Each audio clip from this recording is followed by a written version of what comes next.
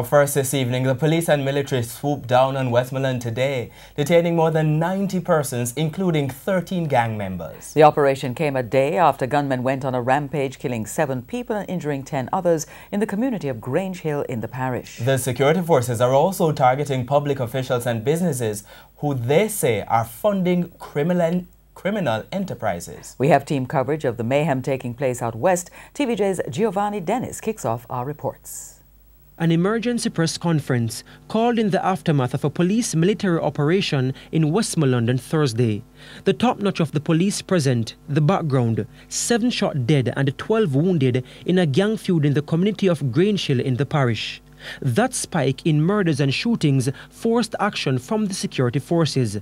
Their response. So a series of operations begun this morning, targeting the persons who are most violent, the violent criminals, but also targeting their facilitators who have been funding these criminal organizations and have been providing guns to them. The result so far, an AK-47 rifle and several assorted rounds of ammunition seized.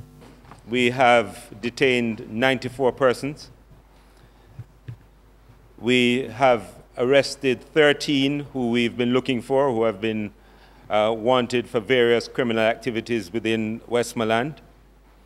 Of the list that was put out yesterday with 5 wanted persons and 5 persons of interest, one of the persons of interest have turned in themselves, the others haven't.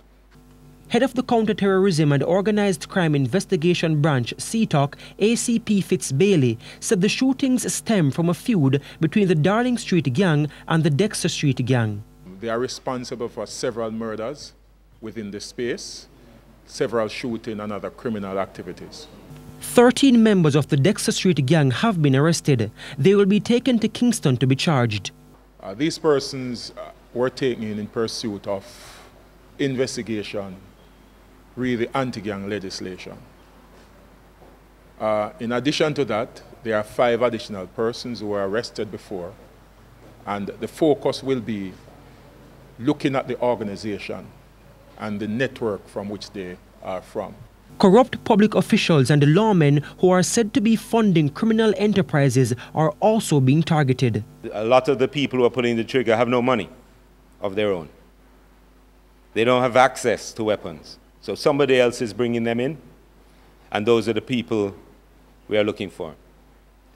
We are targeting a number of businesses that seem to have links with what is happening in Westmoreland.